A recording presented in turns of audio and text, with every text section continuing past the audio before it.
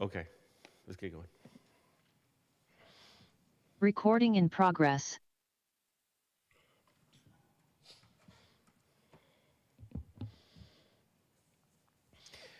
Okay. Is there an echo? No? Okay. There isn't a slight echo. Or is it me? Hold on. Oh, let me turn.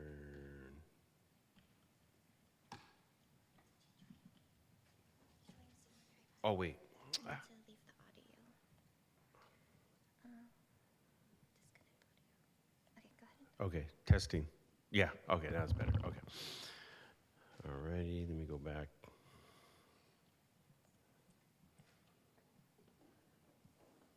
Okay. Okay. Before we get started, I just want to let everyone know that we are still, this is day 2 on our new system, and I will learn it. Okay, welcome everyone. Welcome to City Hall. This is a City Council meeting. It is January 20th, 2026. It is 7:10 p.m. I call the meeting to order. And Madam City Clerk, if you can, before we do that, we do the Pledge of Allegiance, and Councilmember Andrews, if you can lead us in the Pledge of Allegiance. Please stand if you're able to.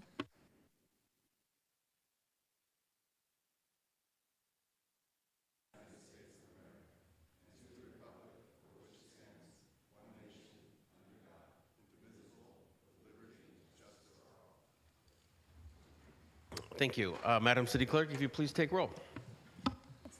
Thank you, Mr. Mayor. Good evening. Councilmember Andrews. Present. Councilmember Bonilla Jr. Present. Councilmember Goldstein. Present. Councilmember Roach. Present. Councilmember Sire. Present. Councilmember Cermeño.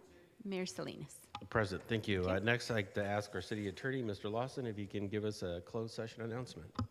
Thank you, Mayor. There was a closed session at 6. With all members present, the council took no reportable action on its meeting with the city's labor team. That's it. Thank you. Next is a special presentation, and it's always good to see the League of California Cities representative here. Samantha, welcome to City Hall. I'd like to also acknowledge a few people that are here visiting us. And this is because at the League of California Cities conference in October, were you there in October? Yeah, it was October. The city of Hayward, primarily through our economic development department, we were given one of the prestigious awards in the League of California Cities, and I'll have Samantha describe it. But it was acknowledging our partnership and our work with our academic institutions in the city. I don't want to take the thunder away from our economic development department, but I do want to acknowledge our partners that are here in the room today. From the Hayward Promise neighborhood, Cal State University East Bay, Edgar Chavez, who's the executive director of Hayward Promise Neighborhoods. Got Edgar here. From Chabot College, we have Yvonne Wu Craig. She's the executive director of institutional advancement. And is John here? No, okay, John's not here. And then I see from Eden Area ROP, the superintendent, Mr. Torpy is here. There's Mr. Torpy. Craig's here, Craig Lang, and then Phyllis. I didn't see Phyllis. Phyllis is not here, no? No, okay, Phyllis is not here. Okay, so first of all, let's give our economic development department a big round of applause, and for their work, and I'll have them describe the program, but great program, it's been doing phenomenal results. And so I don't know how you want to go first. You want to have Samantha, why don't you come on up from the League of California Cities. Welcome to Hayward. Thank you. All right. Good evening, esteemed mayor and council members. I'm Sam Brightman. I'm the Regional Public Affairs Manager for the East Bay Division of the League of California Cities. Cal Cities is an educational and advocacy organization for cities throughout the state, but I'm blessed to be able to work with you and the other 32 cities in Alameda and Contra Costa counties. And before I begin to talk about the award, I want to thank all of you for your engagement and advocacy on policy committees, at division meetings here regionally, and then also in the investment that you take in yourself through education, through Cal Cities as you go on your council journey. So your engagement is appreciated, and thank you. I'm pleased to be here today to celebrate the City of Hayward as a recipient of a 2025 Helen Putnam Award in the category of Intergovernmental Collaboration. The City of Hayward was one of 12 winners honored in October in Long Beach in front of 2,000 plus peers of yours from around the state. So the Helen Putnam Award, what is that exactly? It was established in 1982. And it recognizes outstanding cities that deliver the highest quality and level of service possible in the most effective manner possible. The award is given annually in 12 categories, and this year we received over 200 submissions total and 14 in this specific category. The Intergovernmental Collaboration category recognizes programs that demonstrate innovative but replicable examples of collaboration among cities, counties, schools, and/or special districts in service to children and families. They are programs that demonstrate joint provision of public services, joint use of public facilities, using alternative methods to work through intergovernmental disputes, efforts to seek public input on cross-jurisdictional issues, and more. So the City of Hayward is recognized for your Learn to Earn and Hire Hayward Workforce Development Initiative. It's a little bit of a tongue twister for me, sorry. I'm now pleased to share with you the video that was played in front of 2,000 plus city officials at our conference around the state that showcases the great work that you did here in Hayward.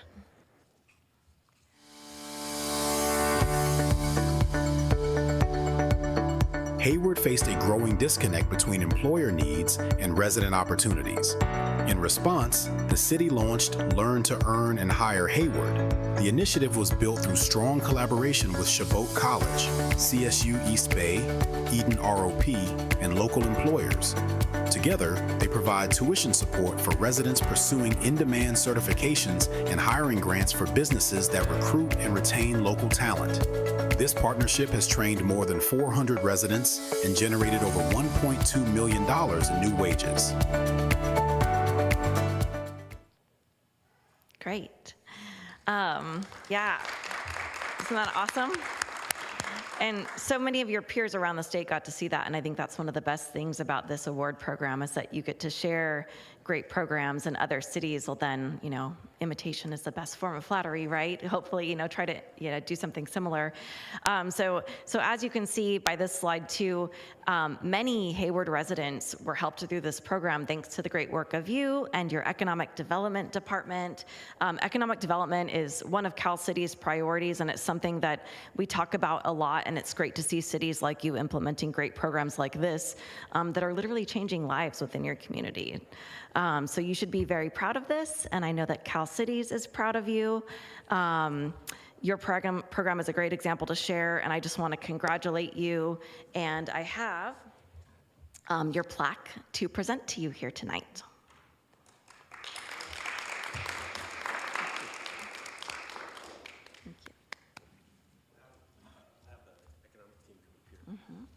And have it take it. Why don't we bring everybody up here and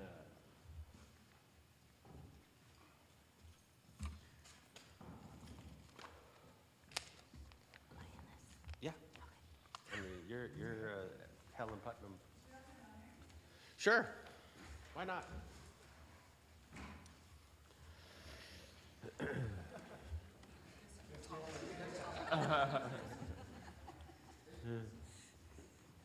What are you guys gonna? Yeah, no. Come here. Just stand sideways. So we. Oops.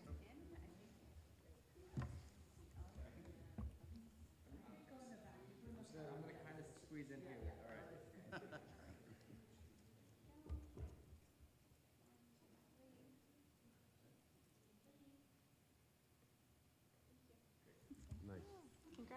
Thanks. Nice. Thanks. And then, Paul, you want to say something? Oh, no, I'm good. Yeah, thank you.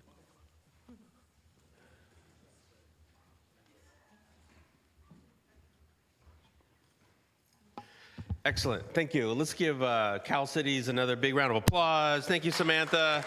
I know you have a bit of a commute to take, but before you leave town, pick up some to go at a Hayward restaurant. Thanks. Okay.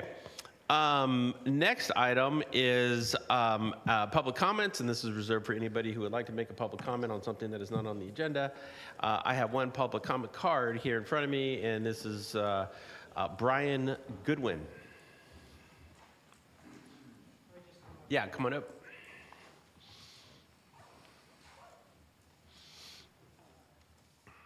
I know this is too long and I don't have enough time, so I'll try to edit it. Hello, my name is Brian Keith Goodwin, also known as Longcore. I've been asking Hayward City Council member Anna Mae to marry me 14 times in the last 2 months, so I'm open to being called Brian Anna Mae as well. The last time I testified at City Hall, I was mocking the mayor and chief of police of San Jose for using massage to promote prostitution intentionally, for celebrating the sexual harassment of legitimate massage therapists. The first person to solicit me for prostitution while I was simply trying to do my job was the mayor of Cotati when I was studying sports medicine at Sonoma State University near Santa Rosa when I was 19. He later went to prison for 10 years for being a pedophile. Then I was solicited for prostitution and bribes by the police and the business licensing desk at the City Hall in San Rafael while the city manager was stealing $5 million from the city. I've been threatened with assassination for over 20 years by the government officials who run the California Massage Therapy Council, which started at a meeting at my house in San Francisco when I was vice president of the union there, when I was working for Dianne Feinstein's orthopedic surgeon, Kevin Stone. I am not a prostitute. The New York Times and NPR glorified my nemesis, Carol Lee, for creating the term sex work and talked about sex workers' rights. Then they said Epstein was a criminal, while Kamala Harris and UCSF Law School caused my PTSD by doing the exact same thing. I wanted to begin talking here tonight pointing out that former Hayward police officer Rod Souza is my cousin Tammy Sasma's ex-husband. Rod had to retire young and early because of chronic low back pain. It's ironic to note that I moved to Hayward to attend the chiropractic college, where Rod was a police officer at the Story in February 2015 when two stupid criminals tried to steal the chiropractic college ATM machine, and one ran the other over with his rented U-Haul truck, left his wallet and driver's license in the U-Haul, and then tried to run away on foot. Point being, stupid people exist. One of them being Greg Jones, who tried to pick a fight with me at yoga on Sunday. Mr. Goodwin, Yes, your 3 minutes are up. I am not done. But I was nominated to be Mr. Goodwin, president of the massage Mr. club Goodwin, at the I'm gonna have to chiropractic college, cut and I you am off. now, Google intentionally Goodwin. uses massage to Mr. promote Goodwin, I'm gonna have to prostitution, stop you now. And so do you. Thank you. I'll be back next week. Thank you. Okay, next is, let me go to Zoom.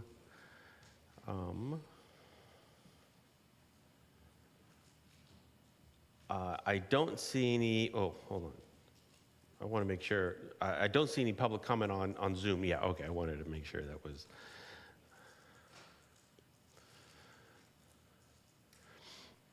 Okay, thank you. So I'd like to close public comment and move on to city manager's comments. Madam City Manager. Thank you, Mayor, council members. I've got a couple updates on some things that are some great progress we're making on a couple programs. One is the Career Online High School at Hayward Public Library. So Library Services Director Gianti Adelman and I wanted to highlight our Career Online High School. Career Online High School is offered by HPL in partnership with the California State Library and is available to Hayward residents who are 19 years of age and older. And applicants who successfully complete an online self-assessment and prerequisite course are then partnered with an online academic coach and have 18 months to complete the program. Individuals who do successfully complete it receive a fully accredited high school diploma while preparing for career advancement in a variety of high-demand, high-growth fields, including home care, child care, food service, and commercial driving. And in addition, all participants receive a scholarship sponsored by the nonprofit support group Hayward Literacy Plus Council. And since the program started in 2016, the library has had 29 graduates, including 7 in 2025 alone, which was the highest number yet in a single year. So great program, just wanted to highlight some of the progress being made. And then also we've made some improvements to bus improvements with sim seats. So on January 14th, city maintenance crews completed installation of the first 50 of 100 sim seats planned for the current fiscal year. So counting those installed in prior years, Hayward now has a total of 74 sim seats. You can see them up on the screen, installed at Hayward bus stops. And the 50 seats installed this year at locations along major transit routes such as B, D, and 2nd Streets, Harder Road, Cabot Boulevard, and Tennyson Road. And sim seats, for those of you who don't know, you can see the picture, but are very cost-effective and easy to maintain solutions for providing a place to rest at bus stops. And in fiscal year 2027, the city will install an additional 70 at the remaining eligible bus stop locations, completing the sim seat program. So thank you very much. Thank you. And those seats are certainly catching the attention around town. I see them around town when I'm driving around. So thank you, Council Member or Mayor Pro Tem Syrup and Council Member Cermeño for leading that policy. Thank you.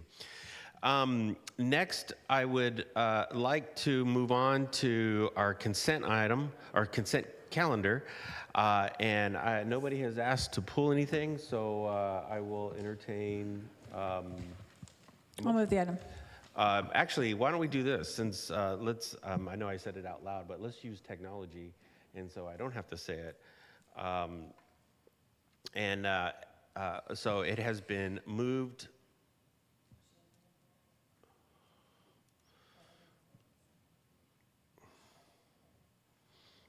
Moved by Councilmember Roach, seconded by Councilmember Andrews.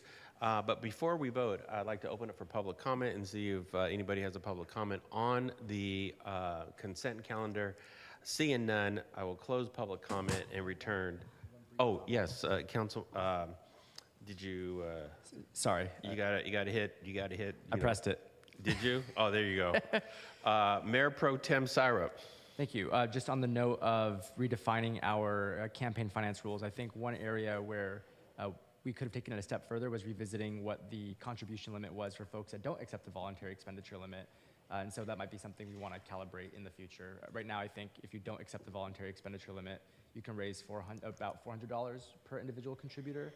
And we did not adjust that in this current round. So something to think about in the future. Thanks. Okay, thank you. Okay, so let me go back.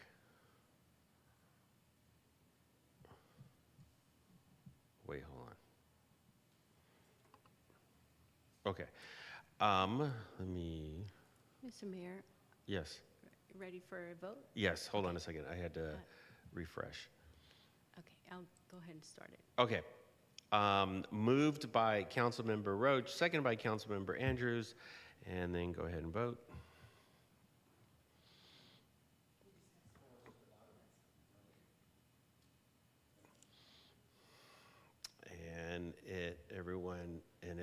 Motion passes, and it looks like it passes unanimously. So thank you very much. See?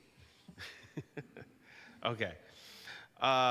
Moving on to our work session. Our work session item is, this is our standing item that we have. This is the City of Hayward budget work session to receive a budget update on information about the city general fund revenue sources, and this report will come to us by way of City Manager Ott. Great, thank you. I'm going to actually just give a high level. I think you'll hear from, I'll pass it over to our finance director, but we have come up with a plan for balancing this fiscal year and are starting to look forward at next fiscal year. But as part of our getting ready for our February 28th work session, we wanted to really dive into some of the revenues that you hear a lot. We're talking a lot about business license, sales tax. So I'm going to turn over to the finance director, and she's going to give you a little more detailed overview. Thank you, City Manager, Mayor, Council members. In terms of what's been happening since we last were here on the 6th, staff has been uploading the new budget into the system. That's what's going to help the departments maintain and assure that they're on track. And that should be finalized by the 31st, hopefully sooner. A lot of work has already been done. There's just a few items we're looking into a little more deeply. And then we'll be monitoring bi-weekly for payroll, and you'll receive a report monthly starting in February of where we're at from a budget to actuals perspective on a year-to-date basis. Then from there, we'll be moving forward to focus on phase 2, which is the 2027 budget and beyond. So again, on February 28th, we'll have our fiscal sustainability workshop. We'll be looking at a 5-year model, so where we stand, where we expect to be if we're at status quo into the next year, some suggestions to resolve that. And then, and again, ongoing fiscal sustainability plan, a new budget policy, and again, bringing in some of those recommendations we've gotten from you, from the community, and from staff through a survey.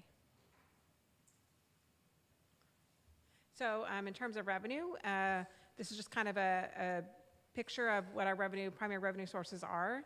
So property taxes are highest, sales tax followed by sales tax, utility users tax, franchise fees, charge for services such as planning and development fees. And what we're focusing on this evening, first off, we're going to be hearing from, Mary will take this on, but we'll be talking about a proposal to consider modernizing our business license tax. And we'll hear from the consultant that's helping with that economic analysis.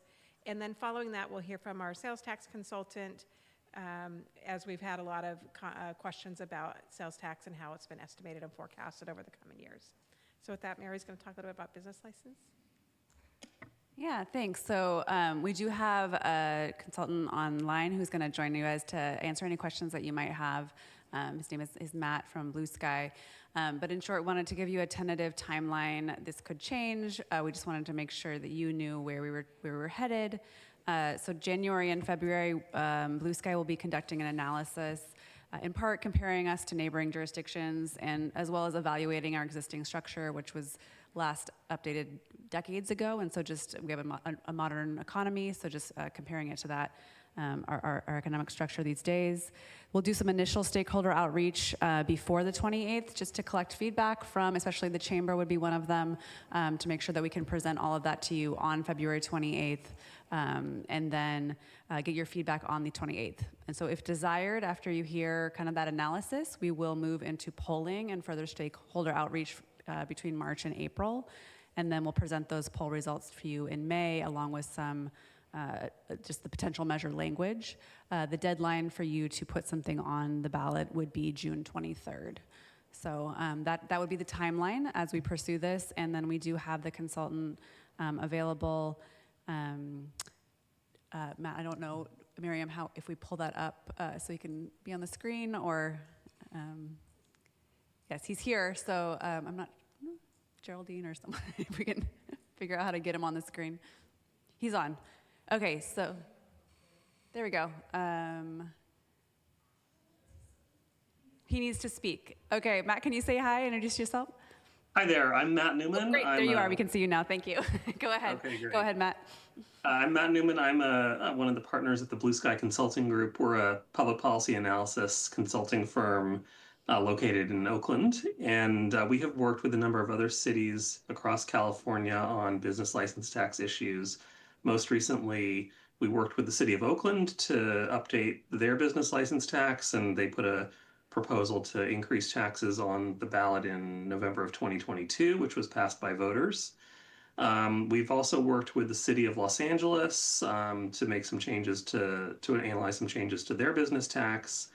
And we worked with the city of San Francisco several years ago when they were transitioning from a tax that was based on payroll to one that was based on gross receipts. So we've got a lot of experience working on business license tax issues, and we're looking forward to working with the city of Hayward to potentially do some updates to your tax.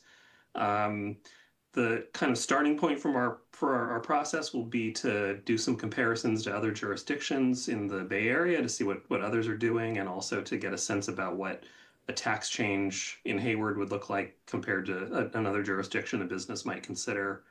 And we'll also try to develop some proposals with your staff that you'll be looking at your budget meeting at the end of February. I'm happy to answer any questions about myself or my firm or the process we're engaged in, but I'm happy to be working with all of you in Hayward. Okay, thank you. Before, this is a work session, so what I'll do is I will open up for public comment. I don't have any public comment cards, and I don't have any public comment online, so I will close public comment, come back to the council, and Mayor Salinas, I believe we have TJ wishing to speak. oh, I didn't see. I could add her. I don't. There's her hand. I see it now. Okay, TJ from Hayward Concerned Citizens. Hi, I am TJ with HCC. Just since you were inviting questions, just a question I have on my mind. How much is the price tag for all of this? Doing the analysis, putting it on the ballot, et cetera. Just wanted to know. Thank you. Thank you. Seeing no more, I will close public comment, and I will, let me go back here.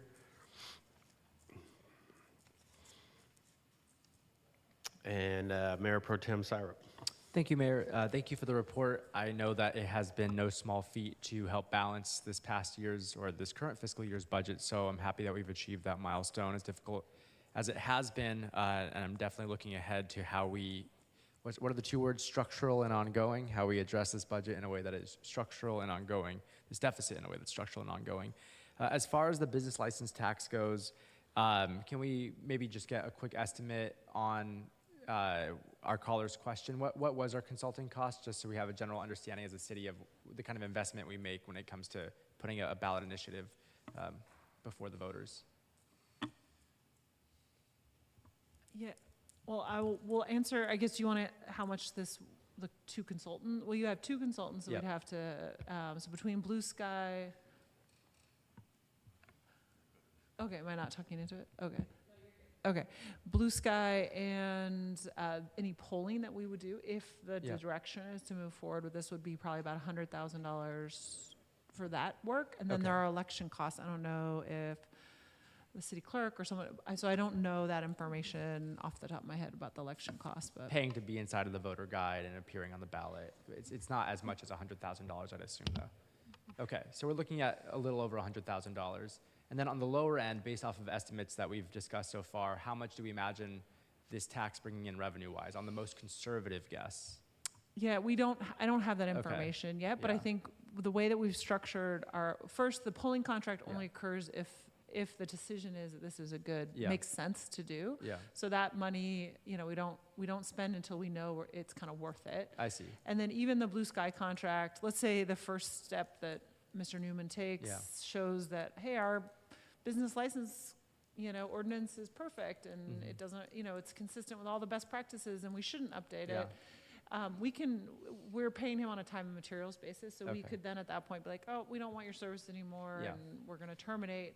So we would only continue and pay for all of these services if if it was worth it. Okay. And so there's only so much we're going to spend up front before Yeah. we kind of have a sense of that, hey, it's worth it, and we should be moving forward. And we can present that information Okay. on the 28th. So. Thank you. Yeah, and I understand that this exploration costs money, and really the way I'm looking at all of these calculations is return on investment. I mean, if we are spending $100,000 to bring in over $2 million, even if it was $1 million, that's money well spent because we're increasing the overall pot of funds we have to provide our residents with services and close this deficit.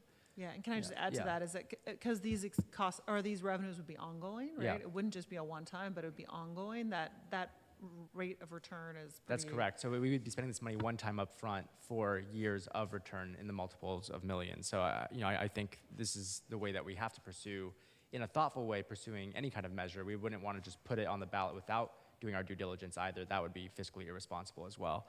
So I just wanted to clarify that for the public. I'm grateful for the team that we're partnering with to do this research. It sounds like they have an idea of versions of a business license tax that are more outdated and more, I would say, contemporary ways of implementing one that would help us generate the revenue we need to sustain our services.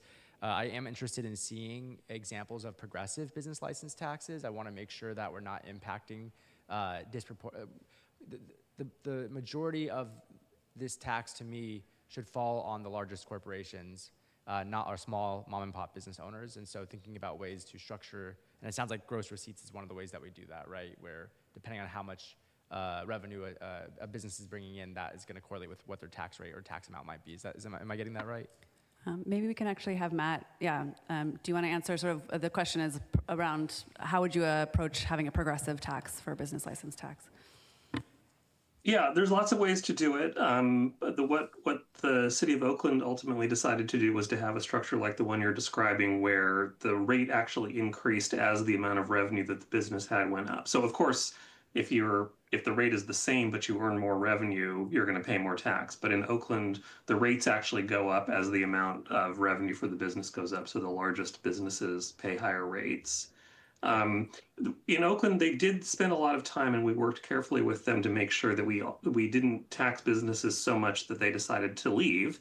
And so some care has to be paid to making sure that the tax rates aren't so high that moving to a neighboring city looks like an attractive idea. So that's part of the reason for the examination of what other cities are charging, just so we can kind of put Hayward in some context. Got it. Thank you. And yeah, all that context is incredibly important. And that's also where I'm wondering about ways in which we structure some of our economic development and land use deals to say maybe we have a slightly higher business license tax in some areas, but the cost of actually developing and putting a business in Hayward is cheaper in the short run. So we find some kind of compromise, not just necessarily by compromising on our progressive taxation if we move forward with that direction.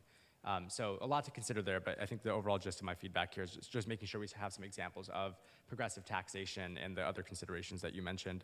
I also am interested in making sure that this business license tax is inclusive of all the businesses that are operating in Hayward. I think the first time this was put forward, there was an exclusion for landlords, and we've had landlords come in and say, we are housing providers, we provide these homes as a service. If they want to treat themselves as if they're operating a business, they should also be paying a business license tax.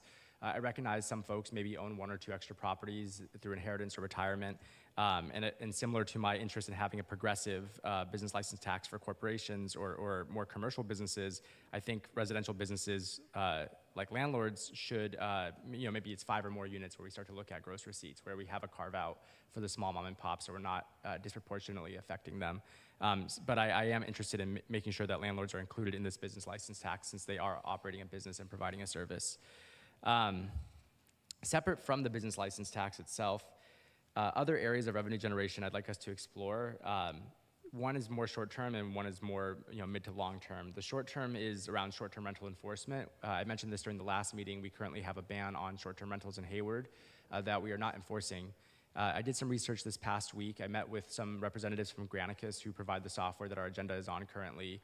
They actually offer a short-term rental platform for a pretty low dollar amount, all-inclusive. You're looking at under $50,000. Then, of course, there's the enforcement angle, which requires staff time. And they partner with a group called 4Leaf as contractors to do that code enforcement. We already actually have a contract with 4Leaf through our code enforcement department. And so in this case, I actually see an opportunity to invest a little bit of money to spin up strengthening our short-term rental enforcement to generate and bring in revenue. Rough estimates, according to Granicus, through their preliminary research before our meeting, was that we have 491 short-term rental units currently on the market in Hayward. A different database puts that somewhere over 300, so we're between 300 to 500-ish. When we look at, I'm just going to take a step back.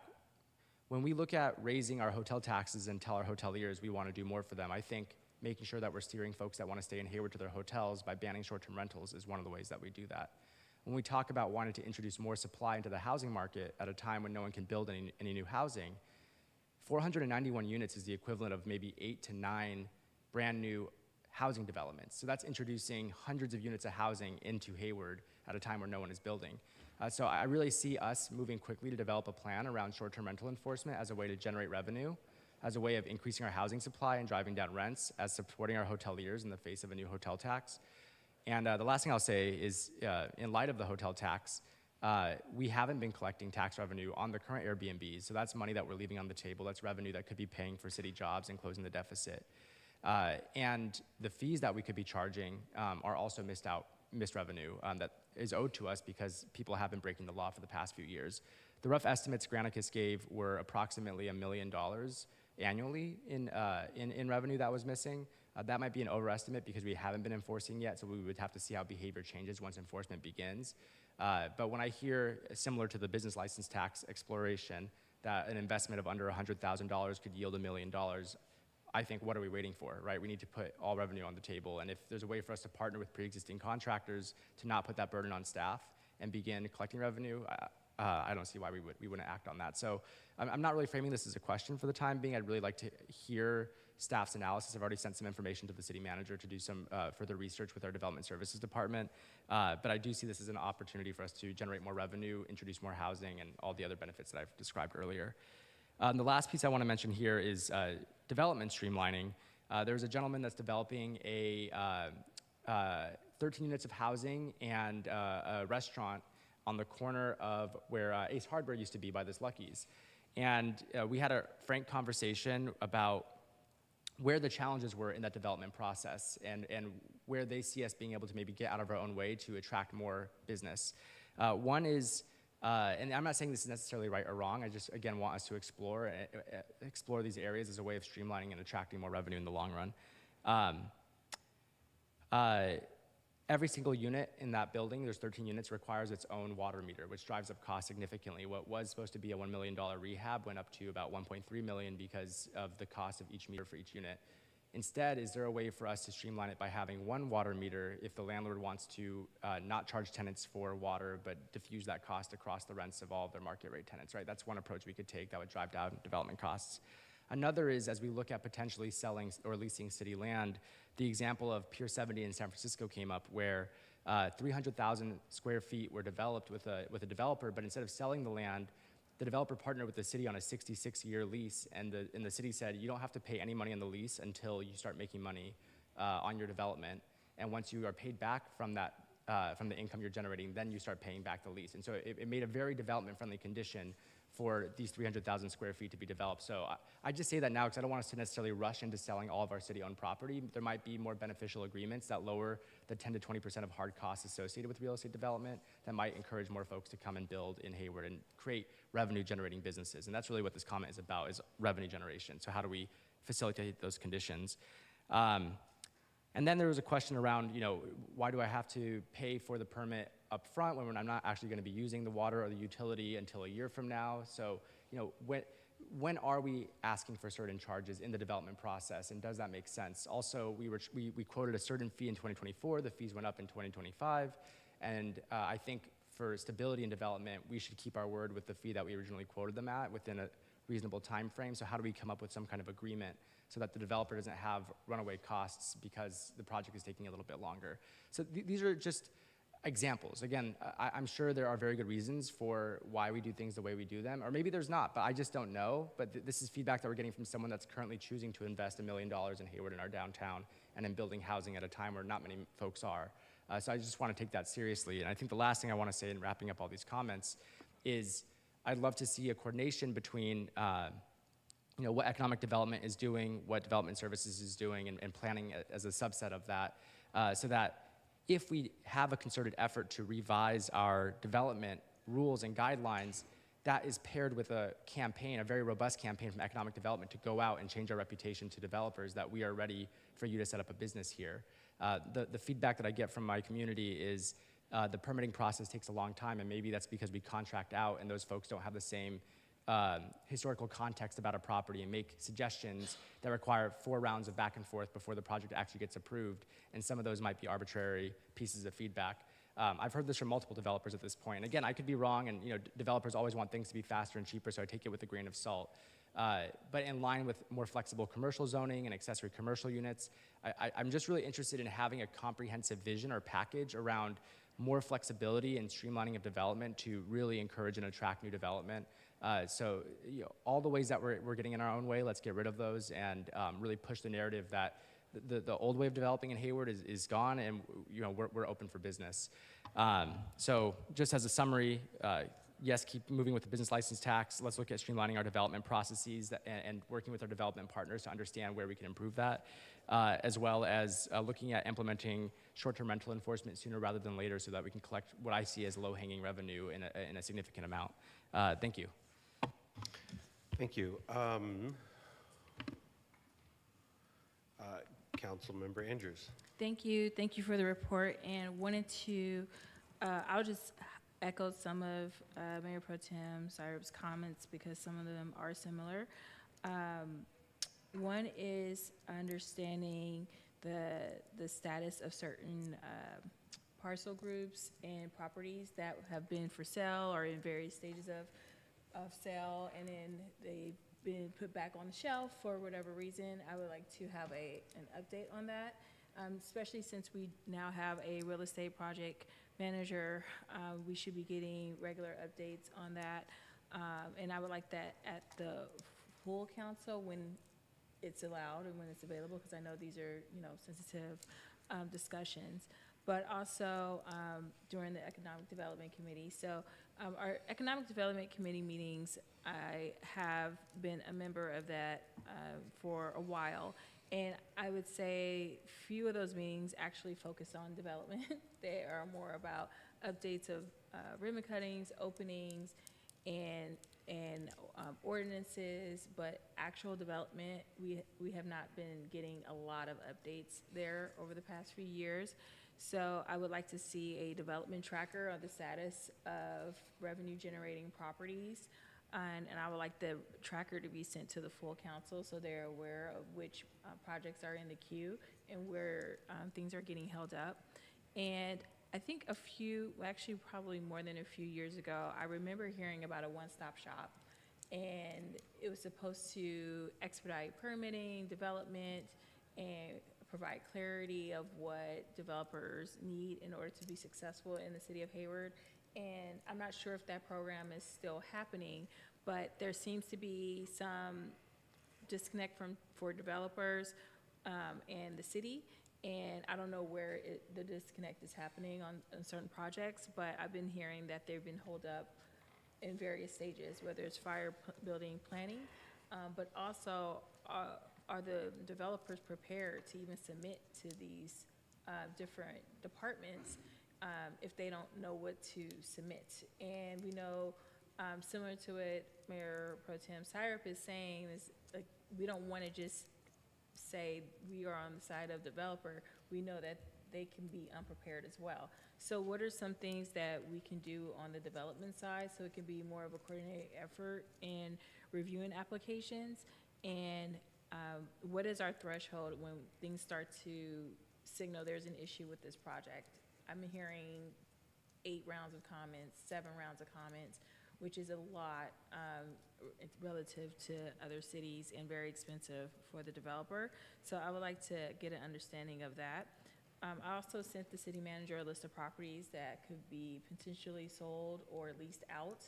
I don't know if all of that can be reviewed by the time we get to February 28th, but I would like the at least top 5 of those properties to be reviewed and looked at. And not just big parcels, look at smaller parcels. I was told that there were some consolidations of billboards along transit corridors, and some of those are still potentially available and they could be city property. So I would like to see if that is possible in areas that are not in sensitive areas. Also wanted to ask Blue Sky if they could give us more specifics on the Oakland progressive tax. I am interested in making sure small businesses are the least impacted as well. And if we can get just a comparison of maybe 5 different cities that are similar size, population, income, definitely East Bay, so we can understand exactly what we should be looking at as we look at that tax. The other issue I'm seeing with revenue generating, there seems to be, at least for me, and I've talked about this before in economic development, role clarity between economic development, the Chamber of Commerce, and other business groups, and want to understand who does what, and if we can have a better understanding of that, because I'm not seeing the activity I would think I would see for some of the festivities that are coming to the Bay Area. So again, I know that Councilmember Goldstein has mentioned this multiple times, but we're seeing a lot of activity for the Super Bowl, and we're hearing, we're not getting any events right now that I'm seeing advertising. I just want to make sure, is it economic development? Is it Chamber of Commerce? Who does what? And we literally have a week. So I would like to see something happen in our community for these sporting events that are happening in our backyard. Also, I would like to understand events in general and how we are supporting the hoteliers, given that we are increasing the transient occupancy tax. So also, again, role clarity between economic development, chamber, and other business groups. The other question I have for Blue Sky, when you do your outreach to the businesses, is what are the other business groups that are in Hayward that we're doing outreach for? We frequently talk about the chamber, but we've also heard from South Hayward now, and then I heard about Tennyson. And so is there a list of business groups that we can have, or at least understand who has gotten the outreach? Because we do hear from the community that, no one ever told us this, and this is what, is going on. So I just want to make sure that we're not just looking at the chamber when we say the business community, just making sure there's other groups out there that we're reaching out to. Let's see. I think that's all my comments for now. But yeah, thank you for your hard work on this. Thank you. Councilmember Cermeño. Mayor, thank you, and staff, thank you for the good presentation. I'm glad that we're going to be doing this bi-weekly. So sorry for the hard work that you have to do, but we're also going to be working hard. I thank colleague Syra for mentioning that we are looking for structural and ongoing changes in our budget. That's very, very important. And just a couple of notes. Let's see, 5-year model is an excellent idea. I saw on the income that the ARP is still there. Are there still ARP monies around? There are not. So I think we can go back to that slide. Absolutely. We have a couple of consultants. We have first the Blue Sky, the business license, and we have one for sales tax. So if we have any. But then, I think before we end tonight's work session, we can absolutely go back. I'm glad that there's still some funds there. I wasn't aware. No, there's actually not that. Those are just those. It was a historic graph, so those are our funds that we've used historically. Okay, that were before. Yeah. Oh, okay, got it. All right. So if everything goes, if everything is positive in regards to the business tax, and everybody votes for it, when would the city begin to have an increase in our budget for business tax monies? I don't think we've gotten there yet, but the soonest would likely be the next calendar year with an election in November. So we'd have to be working through what an implementation process looks like. Probably January. Okay, all right. Okay, that's good to know. Everybody should know that. Okay, there was a question about how much is it going to cost. So that's fine. That's good. Let's see. I am sure that our 9 unions have other ideas as to how to increase revenue, so please make sure that we bring them to the table and tell them, hey, come on, help us out, let's work together, working for the city. And other ideas that I've already mentioned are taxing absentee owners that we have. Let's get some money out of them, because the minute that we have an empty business now, an empty storefront with a business inside, now we're going to have some funds and some economic growth there. And then, of course, if we can speed up the permit process, that's something else that I mentioned. Be in Maine, it's been there forever. The hole between Buffalo Bills and Casa del Toro has been around forever. So those are ideas. So let's see if we can speed it up a little bit. And how are we doing on the cinema?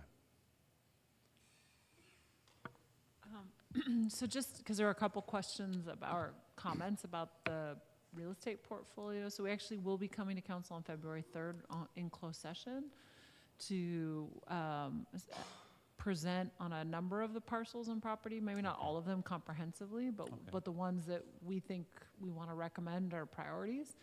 And we're doing appraisal work, including the theater and some of the other properties. And so we'll be coming to you with a pretty comprehensive idea of where they all are and with some initial recommendations from staff on how to move forward. But we want to do that at least first in closed session, because before we start going out to the market or potentially soliciting interest from developers or buyers.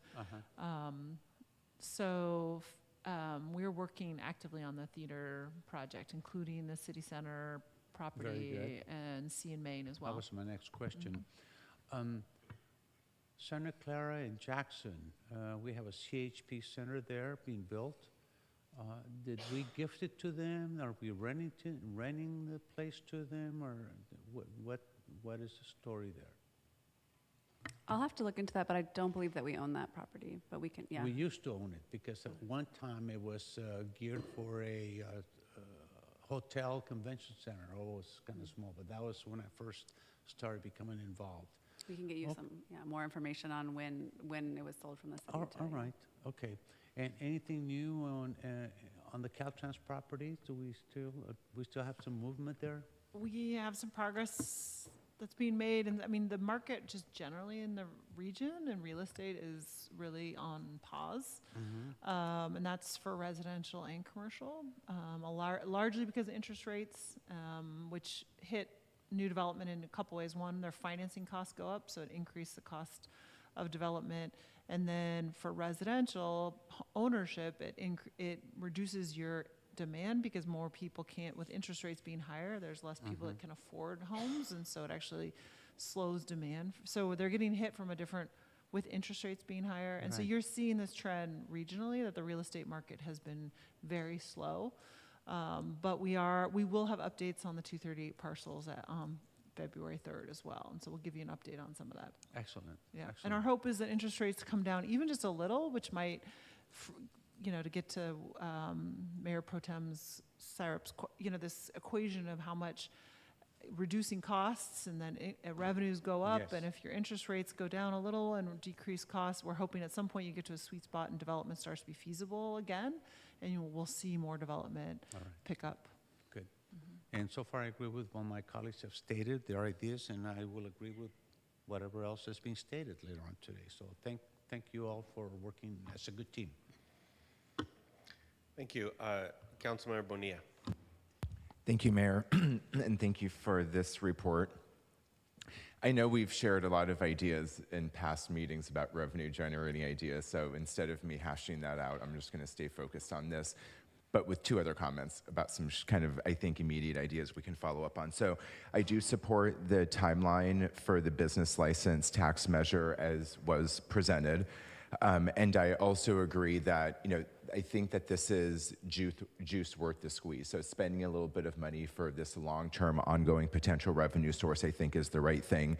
And I also just wanted to, acknowledge my council colleagues, but primarily, staff in the city for getting through phase one and for, not just looking at what we need to do immediately, but also taking that longer term, more strategic view. So thank you for your leadership on that, City Manager.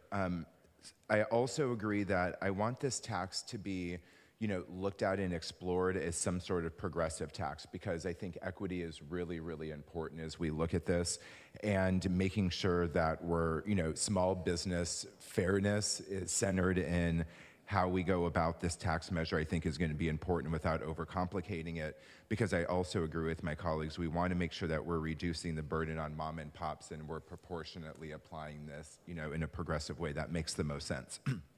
All right. That's that. The next two things that, I'm hoping that we can get to in a short order is, just exploring the feasibility of short-term rental enforcement, just like a staff analysis on that. Then the other thing is, I don't want to throw out numbers, but I really want us to look at that first responders fee, because, San Jose, like I said, they're charging about $400 a go. If we have thousands of medical calls, and it's charging the insurance. And I think that that's the right place to go when we need to recover these costs. So those are my comments, and thank you so much. Thank you. Yes. Can I just jump in? I just want to make sure the fire chief is working on that analysis, so I just want to make sure you know that. Thank you. Councilmember Roach. Thank you. Yeah, thank you for the presentation. I didn't want us to gloss over phase one and what you said, that we balanced the budget, because I just want to be clear that obviously we balanced the budget by the skin of our teeth, and it is not structural and ongoing. So we have not achieved that. And I just want to make sure, we say that publicly, that, we took some really painful hits to do that. Program cuts, we've reduced library hours. Obviously, we had some painful staff cuts. And so we got there very, barely we got there. And I want to make sure we're all aware that phase two is the structural and ongoing work that we're going to have to do. So obviously more to come, and it's for the community to understand that there's obviously more to come. But I'm so glad that we did the work that we did to get to a balanced budget. And that is without a cushion, that's without emergency reserves, that's like by the skin of our teeth, as I said. And I want to make sure we're clear about that. This is not, it's not a sort of like celebration and we're done and we move on. This is, we got to this basic lowest level of compliance basically with a balanced budget, and we need to move forward now with the structural and ongoing changes that I think we're all looking for up here. So just wanted to make that clear. And then one thing I would really like, I think I've asked for this before in the February 28th session, I don't want it to sort of impede the work that obviously there's a lot to present that day, but I would like some small section on lesson, like some specific lessons learned, like some specific, this was a mistake and this is how we're fixing it. Like what, something that got us to this place, because I still want us to be publicly accountable of how we got here. I don't want it to sort of impede the work that we're asking for with all of the suggestions here, but I do want to continue to learn those lessons and understand them.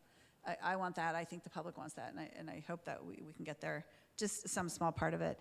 And then on the business tax, to whatever everyone said is fine with me. I would also like to, maybe this is to the consultants, sort of analysis work is, I'd also like to know, like, how many businesses are already behind paying their taxes in Hayward? So do we already have a problem in compliance with this tax, and what would that do sort of going forward? So are we adding something to, already a burden that's not being paid for? And then, because of course, like it's the juice is worth the squeeze. Like I'm fine looking at that, but I also want to make sure we're taking just a really hard look at obviously the political climate. Like what is the chances of us even passing it? So if we find out that we are really behind, that it has been years since we've updated it, it is the right thing to do, but the chances of us spending 150, 200, whatever it's going to take for consultants plus staff time to do this, and passing, and I know part of that comes with polling, but there has to be some strong analysis before we spend the 100,000 on polling or whatever it's going to take. I'd appreciate, I don't know if the consultant's listening on that, but I think that would be important to look at as well. Let's see, I think that's it. Yep, that's it, and that's all I wanted to say. Thank you. Thank you. Councilmember Andrews. Yes, I just had just a quick question on the revenue generation of the properties, and wanted to know if we are working with other cities to see what are they doing, because I just heard the city manager talk about how the whole Bay Area is down, and just seeing if we are working. I know that you're in a lot of real estate groups, and what's the plan? Because it can't just be, oh, the market's down and we just kind of slow down. Is there anything that's popular that you're starting to see come to different cities? Yeah, we are absolutely looking at that. And that doesn't mean we're not going to be able to sell the property or do anything with it. It just means that, you know, there are economic factors that play into how much money we'll be able to get for the land or what we'll be able to do or the timing of it. But yeah, we're absolutely looking at other cities, and then our real property manager has worked in other cities, so he's bringing some great best practices from other places that he's worked on, things like cell towers and other stuff, like other revenues that could provide kind of some potential revenue. So, and we'll talk about those on February 3rd. Yes, because I'm also looking at what other public agencies are doing, and East Bay Regional Parks has just bought a bunch of land near the shoreline, and just wanted to see what other public agencies are interested in terms of pursuing more land for whatever their growth plans are. So not just businesses that might be pursuing something, it could be also school districts and possibly universities, anyone that's interested in acquiring more land that we could support. I would be interested in seeing that as well. And are you, just to clarify, so that we might sell property Or to a long-term lease, like the Right. the 66-year lease, or something that's even going to just drive development, because even that development could help impact something else that happens. I know for a long time, different school districts had land that they were actually leasing to commercial properties. So I just wanted to see if we can get creative there. So Yeah, in terms of the use of our land with a school district, or just on our property with a commercial whatever's entity? going to bring in revenue. Yeah. So whether it's long-term lease of our land or sale of land to other public agencies. To other public agencies, yeah, and we can look at that. There are parts of like Parcel Group 8 that we're having conversations with HARD on, so we are looking at some of those things. The only issue, I mean, if it's land that we can't otherwise get money from, then it might be, but then you don't get property tax. Okay. When you get the one-time money, which is Yeah. helpful, so it should be a tool that we have in our toolkit, because that'll help us build our reserves, but then once you sell it, you don't get the property tax from, so longer term, it's not as good. Okay. But if we don't have other commercial buyers, or it's land that needs to be open space, and we get some fair market value or other improvements that help, spur development elsewhere. I mean, so I absolutely think it's something we should look at, but it's just another consideration. Okay, great. Thanks. Thank you. Ms. Brantz, do you have everything? We have another consultant on the line. Oh, okay. Yes, so we have our sales tax consultant, Tom Adams from Pneumo Consulting. But before we do, can we can release, Matt, did you have anything else based on what you heard, anything, other comments that you want to make, or do you feel like you have a good sense of where council wants to go? No, I think this was all very helpful. I think everything that was suggested was actually stuff we're already planning to do. So that's good news. We're all on the same page, and I look forward to working with everyone and answering future questions and sharing results soon. Great, thank you. Okay, sorry, I'll hand it over to Tina. Yeah, Thanks before so we much, get to Matt. Tom, I would add, we did put a little extra funds into that contract to look at other revenue opportunities in case in our long list we've missed some idea. So with that, I'd like to introduce Tom Adams from Pneumo Consulting. He'll tell you a little bit about the firm, how they do the work that they do, and he'll also be available for questions. Thank you. Good evening, Mayor and Council. Can you hear me okay? Yes. Great. So my name's Tom Adams. I work for a company called Pneumo. We are a government technology firm. We assist the city in two different ways, one of which we provide quarterly updates on where the sales tax revenues are trending, and work with the city on forecasting budgets for the upcoming years. The second part of our service is we audit the sales tax receipts throughout the state in order to maximize the revenues that the city's receiving each month, each quarter. I think tonight, some of the questions I had heard from Deanna prior to the meeting were sort of what's going on with our sales tax and why are we sort of going up and kind of coming back down. A big part of that is the Alstom / Bombardier BART car contract. When we're doing your forecast, your budgeting, looking at your forecast for your sales tax budget, we have to both look at sort of local revenues and trend those out on what we're seeing recently. We also look at one-time type events that might be coming in, say, from out of state. Sometimes these one-time events, such as the BART car contract, are what we might kind of view as ongoing one-time events, but it's sort of the time horizon might happen over a couple years. So those BART cars for a while were being produced in Pittsburgh, California, just on the kind of in the North Bay there, or kind of Northeast Bay. When they were being produced in California, Pittsburgh was getting the sales tax. Then the company kind of changed its approach and moved the manufacturing back to its New York facility, New York State. And when that happened, they were being delivered, and kind of its first functional use is how the state looks at it, was happening in the city of Hayward. So that was great for the city, but it was sort of, we knew that that was going to be a kind of short-term, several-year sort of boost in the sales tax revenues. It wasn't going to be an ongoing event. So just over the past couple of years, your kind of baseline was about 43.5 just a couple of years ago. Then you went up by about 4 million. Then you went up by about 5 million. Then another 4 million last year. So you've had some really strong years. Well, a lot of that is being generated by kind of two different things, mainly the BART car contract. When we take that amount out, we're looking at about 7.7 million coming out. Now, ordinarily, things are confidential. That's a public contract, so I feel more comfortable talking about it. There's a couple other sort of one-time type business-to-business transactions that we're also having to pull out of your forecast. Sometimes we'll see those kind of reappear in a different format from a different business for the upcoming year or years. So, ordinarily, we try to be fairly conservative with our forecast. But in terms of kind of why are our sales tax numbers so soft in the coming years, well, kind of 90-ish, maybe 80 to 90-ish% of that is the BART cars coming out of your forecast.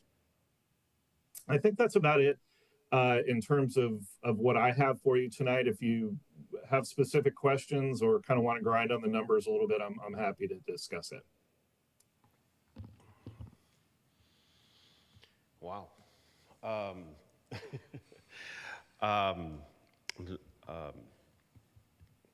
Councilmember Andrews. Thank you. I wanted to see if sorry, I forgot the gentleman's name, but the consultant that's on the line. Tom? Yeah, or last name. So. Okay. Tom Adams? Adams. Adams, okay. If Mr. Adams could also look at what other jurisdictions do when there's one-time events, and I want to consider us looking at when we have these one-time events, even if they go across multiple years, is to make sure those go into the general fund versus us relying on them for our operational costs. Is that something that we can put as a policy? And if it's only in an emergency, that we'll look at. Yeah, I mean, that's often, and Deanna can jump in, but it's how we do property transfer tax too, is that you might determine what a base level is, and then if there's big transactions that are windfalls in certain years, we can have our policies structured around, hey, those windfalls above a certain base may go into reserves or can only be spent on one-time monies, and that you don't start relying on them as part of your base budget. I think that's what you're saying. Yes, if the Budget and Finance Committee want to work out all the so we can details look to at do that from a sales tax perspective too. Yeah, that'll be baked into the upcoming budget policy that you'll be seeing on the 28th. Okay. But yeah, some way of recognizing that. Once you have a more stable reserve, you'd likely want to go into using that for one-time projects. Okay, great. And then also, Mr. Adams may not be the right person to ask about user utilities tax because he's more focused on sales tax, but that was a question I had too, because we're seeing changes on what happens with UUT, given people watch media differently, and there are other things that are happening with UT. Would that be part of Blue Sky or with this consultant? It's part of Numo's contract. Okay. It's a different individual. Okay. But there is some upcoming changes to a recent court case, and I believe there's something calendared in February to address that. Okay, all right, great.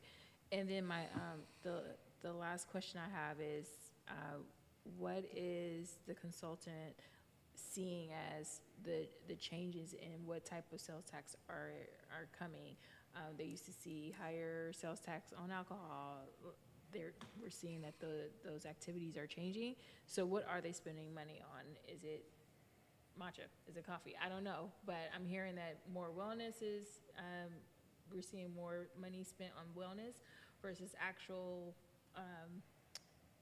other vices, I guess, or vices. So I just want to have a better understanding of what is selling. And I know that we are pushing for different things to come to our community, but what is actually going to be receptive in a community like Hayward? Because I think the economic development team, they're doing a great job, but I want to see how can we read the tea leaves a little bit more about what we should be attracting. Tom, can you address any of those trends? Or I can talk about it a little bit. Some of the information of what we've been seeing recently is we need to put it in the perspective that California has a pretty narrow sales tax base in terms of what it actually charges sales tax on. So you had mentioned some things like the wellness category. You know, a lot of that stuff is going to be services. California doesn't tax services. You had mentioned, you know, hot coffee. California doesn't tax hot coffee. Washington State, where Starbucks is, they tax hot coffee. So, you know, there's a lot generated from those sorts of things. So there's kind of lots of exemptions, and overall, where the overall economy is sort of trending, we've sort of moved from a goods-based economy to a services-based economy, which is not taxed. And now we're sort of moving into the digital-based economy, which is also not taxed. So, I think it may be time. I think Sam was there from the league. I'm going to be at Rev and Tax on Thursday this week, talking about some of these trends that are going on with things like sales tax that just aren't really keeping up with the way people are sort of spending their money today. Might be a little different than the way they spent it, say, 20, 30, 50 years ago, when people spent more on tangible sort of things that were taxed. So some of the things that are generating significant sales tax right now are often a little bit more one-time in nature. So we may be looking at things like data centers or things like kind of AI related activity. So there's been a lot of investment in that. That's generating some sales tax, but it's really only generating sales tax for, mostly on what we would tend to see is a one-time, or if it is ongoing, it's a little lumpy. They may replace those servers every 3 to 5 years. And so you would just see kind of one quarter out of 3 to 5 years where you might get sort of a one-time kind of lump sort of transaction on that. It's hard to buy a good restaurant meal over the internet. So we are seeing, that's, I think, kind of always there as a stable source that people like to go out and eat, and certain types of foods just don't really work well for delivery. So, that is something. A lot of parts of the economy haven't quite recovered yet. So there has been a little bit more pent-up demand on the autos front. Some of that has to do with people still, reacting against high prices. And so, they maybe have been putting off, buying a new car or something like that. That's obviously bad news, but the good news is the kind of longer that happens, the more kind of pent-up demand sort of starts to grow. It has to release at some point in the future. So I think a lot of kind of the bad news, it's sort of kind of already worked its way through the system. It's been fairly flat, or in many cases sort of negative for many communities over the last few years. We are thinking we may have a couple more quarters before that sort of starts to turn around, and people are start to feel a little bit better about the economy, start to spend a little bit more on taxable goods. Okay, and my last question is about experiences. I've been hearing the same thing where people were paying for experiences versus Yeah. goods. So Yeah. just telling us what type of experiences people want to see, so we can work with other public agencies and businesses in order to bring them here, in order to help support our other businesses here. Yeah, again, experiences are typically not taxable. I think you have a great economic team with Paul Nguyen and the others that have been working on attracting businesses to the community. And I think Paul has a pretty good handle on kind of what some of those sales tax creating businesses are. So we speak with Paul on a frequent basis on some of the new businesses that are coming to the community. I think you guys have a strong kind of diverse economy at this point. The B2B part of the economy has been growing, so I think that's been a strength for you guys. But as I say, it's kind of a new normal for the sales tax world. We've kind of been in this kind of rocky sort of situation ever since the pandemic started. We've also had some demographic trends changing, where baby boomers are retiring and millennials and sort of Gen Z are coming into their prime buying years, and they may have a little bit, as you mentioned, experiential. They may have a little bit different sort of approach as to what they want to spend their money on. It may not be taxable, so that's another thing that we're sort of keeping our eye on as we go forward. Okay, thank you. Yeah. Can I just quickly jump in? I don't know who's managing the screens, but can we show the slide that's currently on? I just wanted to give everyone context, and I know I'll be very brief. So the reason we wanted to make sure that we talked about this tonight is because there have been questions. As you guys can see, in fiscal year 24 and 25, we did see this is the orange bar, quite a big jump in sales tax. And so there's been some questions of why wouldn't we forecast that continuing. As you're hearing from Mr. Adams tonight, many of our neighboring jurisdictions have seen it flat, or if not go down in the last few years. So we anticipate that we would have probably seen a similar thing if it hadn't been for as he's mentioned the BART cars. So we just wanted to make sure that we're just telling that story and all being really clear about that story. So I don't know, Tom, if you wanted to add anything to that, but. Yeah, I think that's right. It's, it hasn't been a great few years for sales tax after, we had all that cumulative inflation that I think affected people's buying habits. And then, the BART cars were great, for the last couple of years. We've really seen pretty strong sales tax growth, but we sort of knew at a certain point that was going to go away. This past year was a little stronger than we had originally thought, just because they added an additional sort of, I think it was like 225 cars onto the original contract. So that kind of gave a little bit longer tail to the BART car growth. But ultimately, we're going to have to back all of that out. That will probably be coming all out in I think we may have another quarter of the BART cars, and we're going to back it all out next year. As I said, that's about 7.7 that we're backing out just for the BART cars alone. Then we have a couple other B2B things that we're looking at as more one time that we're backing out as well. Okay, thank you.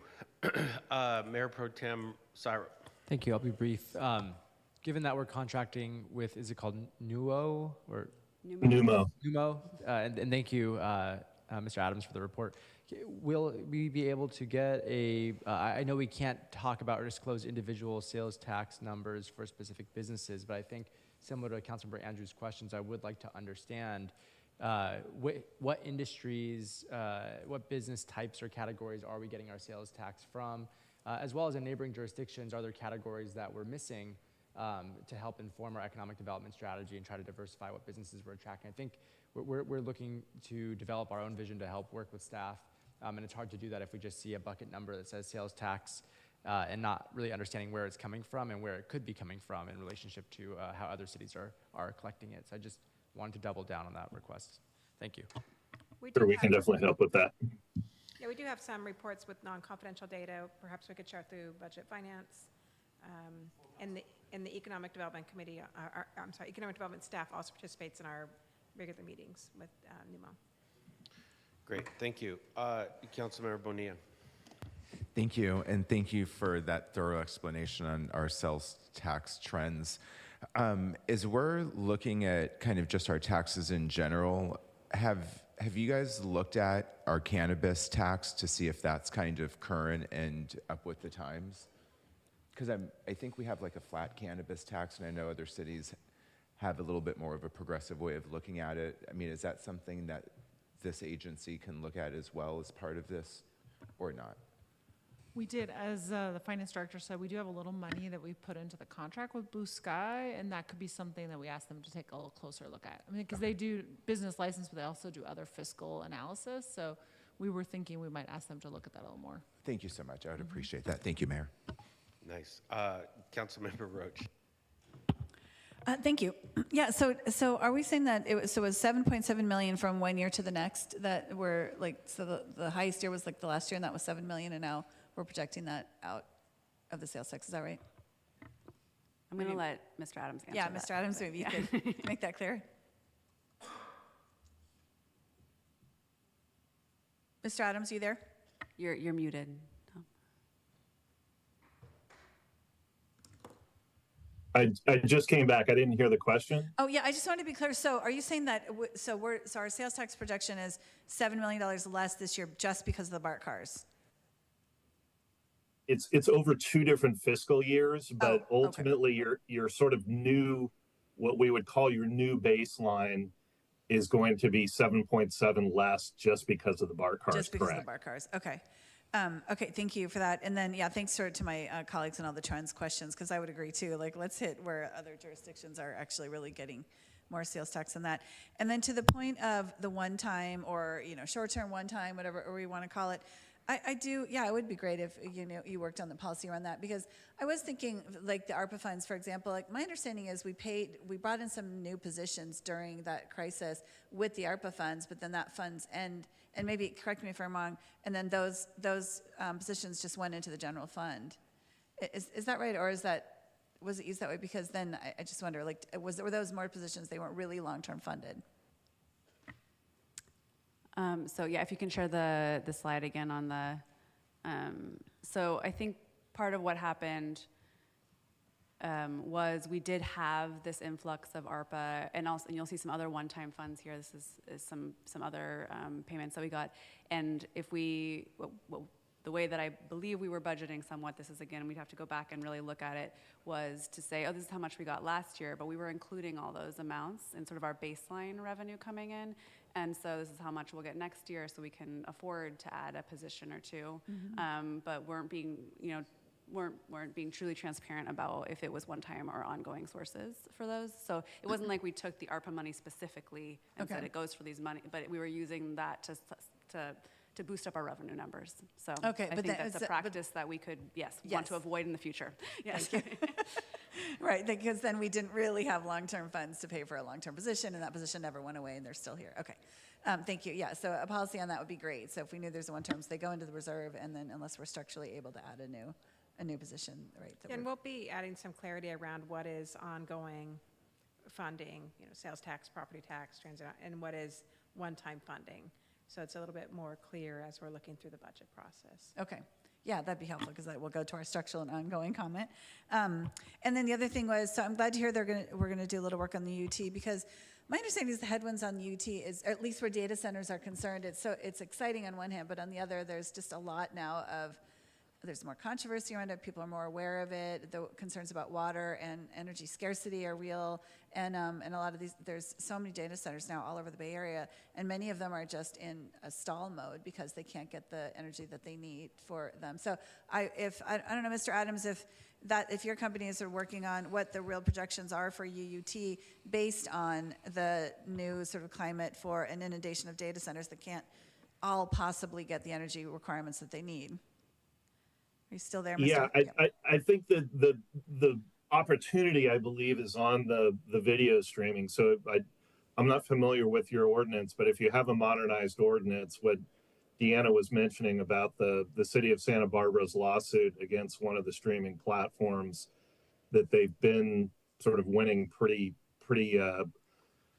strongly to date, is where the money is that you would start applying the utility user tax to those video streaming platforms. So I think that's when we talk about opportunity in the UUT area, that's sort of one of the main kind of new revenue sources that's out there for those communities that have a modernized ordinance that allows taxing video streaming. And you think that is a more worthy effort than the data centers? Well, I mean, your UUT is going to cover, you know, electrical usage and gas. So you're gonna get it whether you Right. Okay. I see what you're saying. Okay. Thank you. That's all I have. And I just want to say we are proactively looking at the streaming revenue for UUT, and there's some things we need to bring back to council, but we're working on it. We're not quite ready to talk about it, but we are working on it. Okay. Thank you. Thank you, Mayor. Thank you. Councilmember Goldstein. Thank you, Mayor. I had some questions also for Mr. Adams, if you're still there. Yeah, I'm still here. Oh, good. Thank you. So regarding UUT, what I'm noticing with data centers is a lot of the big AI data center builders are purchasing either rights or actual power plant technology on the future hope that they will have miniature fusion reactors. I mean, the level of investment is in the billions of dollars. And so it seems to me that maybe the way that trend is going is that they are looking at providing their own power. So currently, the data center that we approved has 28 very large generators to supply, I'm not sure how many days worth of power, but they are 77 megawatt facility when they are at full steam.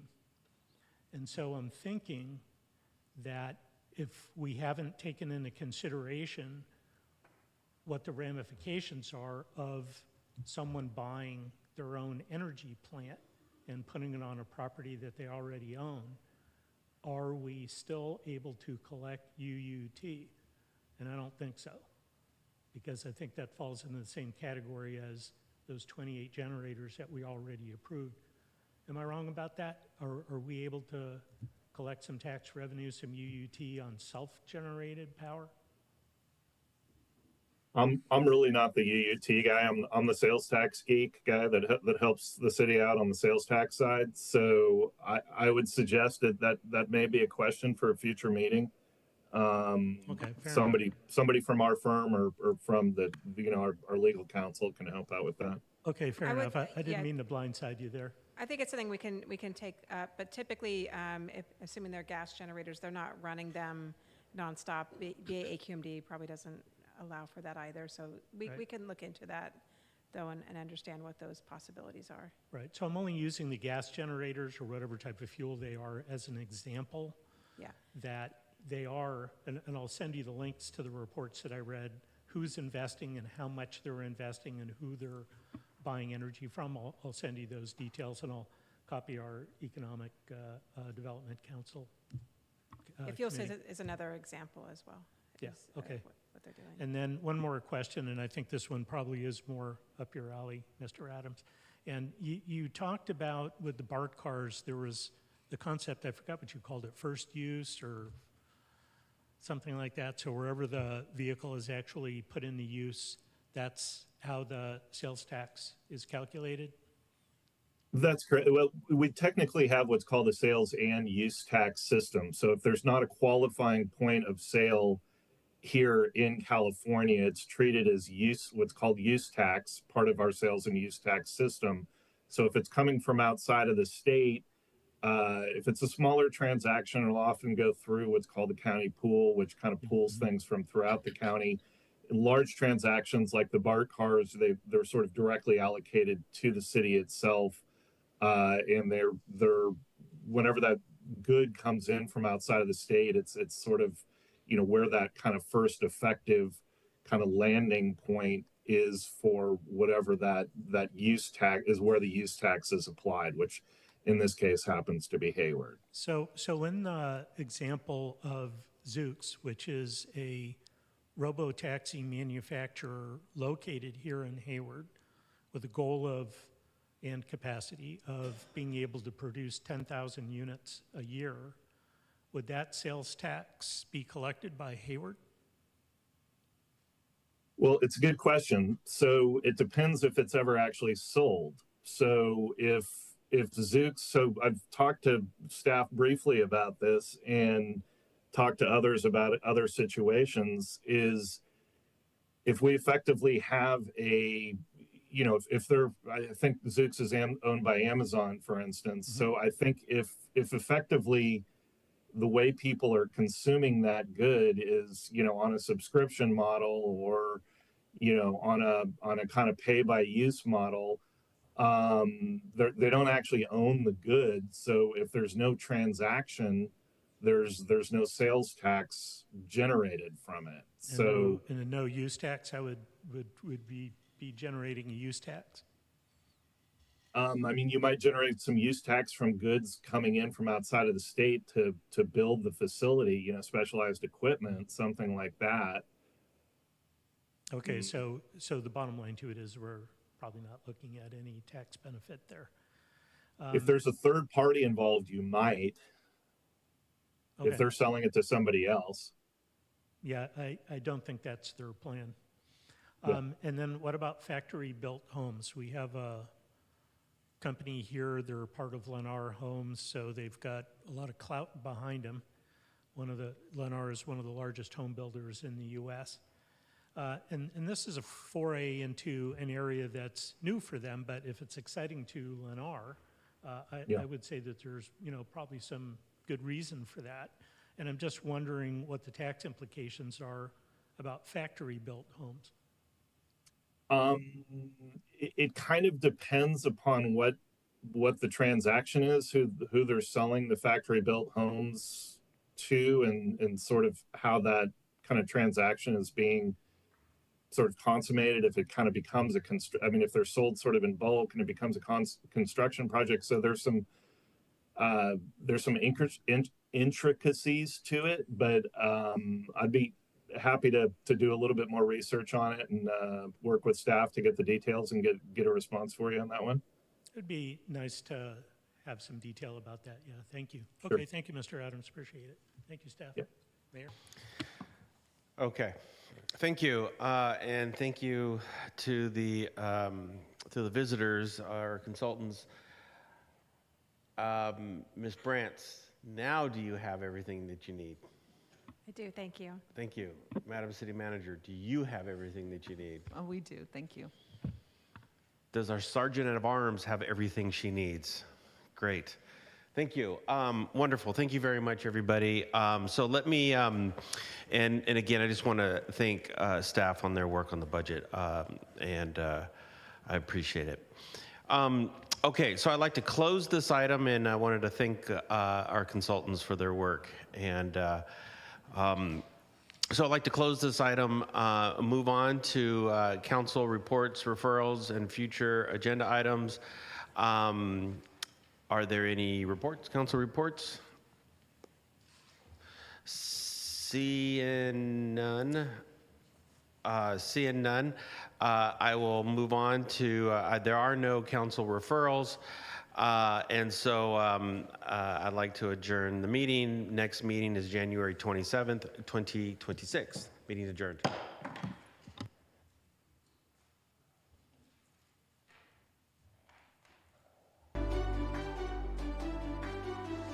Record.